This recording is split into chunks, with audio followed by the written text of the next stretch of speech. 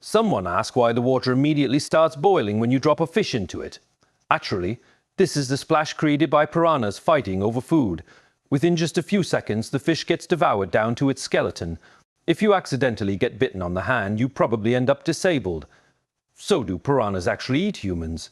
Truth is, piranhas are extremely timid, especially when facing larger creatures. If they don't smell blood, they'll quickly flee. However, if they do detect blood, they'll launch exploratory attacks. Their teeth are incredibly sharp. They can bite through an aluminum can in one chomp, of course. Branches like these are no challenge either. Their triangular teeth can instantly tear flesh apart. How do they hunt? Piranhas are typical pack animals. After spotting prey, one piranha will first launch a test attack. Then other piranhas rapidly join in for a group assault.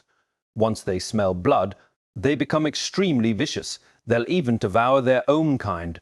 Do piranhas have natural enemies? They fear electric eels most because electric eels can release 600 volts of high-voltage electricity, instantly stunning a whole school of piranhas. Besides that, humans are their biggest threat.